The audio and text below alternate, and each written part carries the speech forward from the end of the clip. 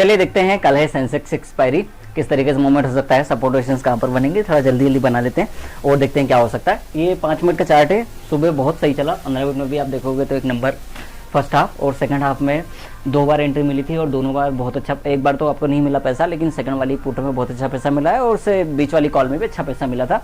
अगर वो किया होगा ट्रेड तो बढ़िया पैसा आपका बना होगा, और अगर बना है तो यू आर गुड, अच्छा कर रहे हो, और नहीं बना है तो फिर और कुछ सीखने समझने की ज़रूरत है, तो वो टाइम देने की ज़रूरत है। ठीक है, पैसा लगाने की ज़रूरत नहीं है, समझने की ज़रूरत है। तो पहले समझो, सीखो, थोड़ा प्राइस एक्शन पे ध्यान दो और बेहतर कर सकते हैं।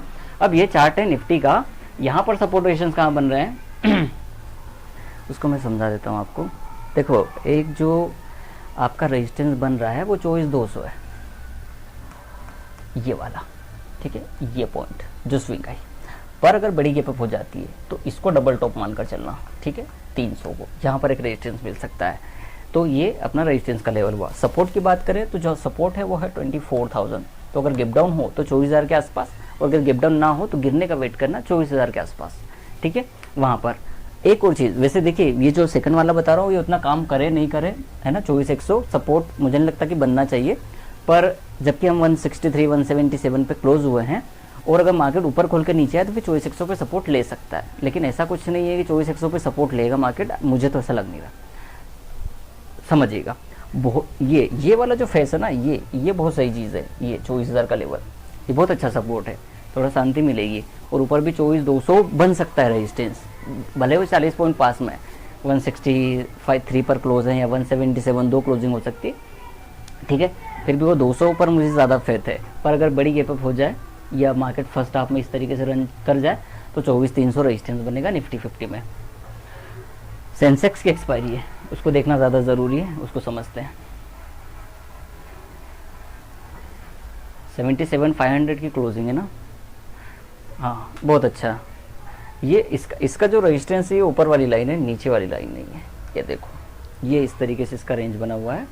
तो अगर यहाँ भी रेजिस्टेंस की बात करूँ तो बड़ा मुश्किल है, वैसे 77,800 से लेके 78,000 ये R1 है और बहुत अच्छा R है, रेजिस्टेंस बहुत अच्छा है। ये यहाँ से पुट ऑप्शन बहुत अच्छे से प्लान कर सकते हैं।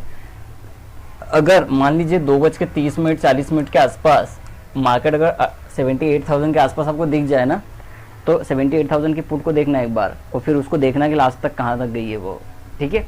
तो वो पर बड़ा ही गैप हो जाए फिर 78,500 आपका रेजिस्टेंस बनेगा जो कि ऊपर आएगा यहाँ, ठीक है। वैसे यही रेजिस्टेंस है, आज का हाई मान लो वही रेजिस्टेंस है आपका।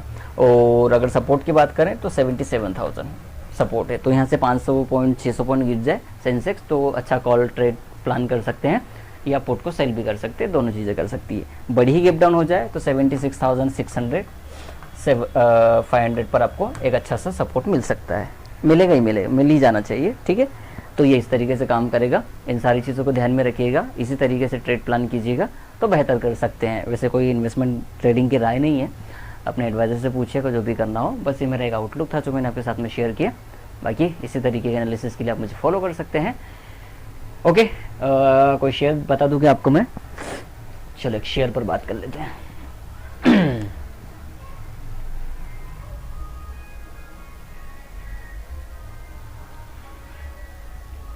ओरेकल फाइनेंशियल सर्विसेज 118 पॉइंट ऊपर है आज, इसका 15 मिनट का चार्ट है और ये इसका डेली चार्ट है। ये देखो, ये है पोजिशनल स्टॉक ऑप्शन का जो बेनिफिट है ना वो यहाँ पर है, ठीक है। तो अब जो है, अब देखो एक्सपायरी खत्म होने वाली है ना, मतलब कल एक्सपायरी है, कल एक्सपायरी 28 को एक्सपायरी थी ना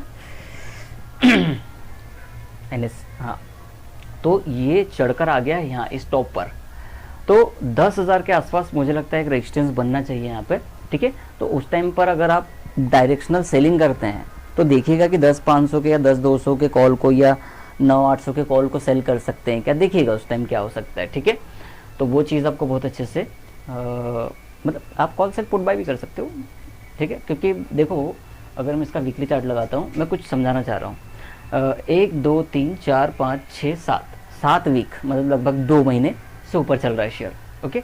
2 महीने से कॉल ऑप्शन हर राइटर को लॉस हुआ है। जब मार्केट नीचे था तो 7,000 का कॉल किसी ने सेल किया होगा, किसी ने 7.5 किया, किसी ने 8 किया, किसी ने 8.5, किसी ने 9, किसी ने 9.5, ठीक है, अभी किसी ने 10 सेल किया होगा। तो हर कॉल सेलर ट्रैप हुआ है और अच्छा खासा उसको लपेटा है मार्केट में, ठीक है। तो ये सेलर कोई बहुत ही अच्छा पैसा नहीं बना पाता, लपेट देते उसको भी बायर, या उसको पुट का सेलर बोल लो, ठीक है, कि कॉल के सेलर को कॉल का बायर या पुट का सेलर लपेट देता है बहुत अच्छे तरीके से। तो ध्यान दीजिए इस चीज़ पे कि अगर ये इसी जोन में, इसी लिक्विडिटी के जोन में 10,000 10,100 के आसपास दिखे, तब अगर कोई बहुत अच्छा आपको सिग्नल मिले, जबकि वहाँ, क्योंकि वहाँ रेजिस्टेंस है, तो बहुत अच्छी सेलिंग देखने को मिल सकती है। बट फिर भी मेरी कोई राय नहीं है, आप देखिएगा क्या क्या कर सकते हैं। मेरा काम बस एक चीज़ बताना था कि इस तरीके की चीज़ें भी पॉसिबल है मार्केट में। अभी करना नहीं करना आपके ऊपर है। इसी तरीके की चीज़ के लिए फॉलो करते रहिए, देखते रहिए, वॉच करते रहिए। कुछ लगे तो कमेंट बॉक्स में आइए। And thank you for watching.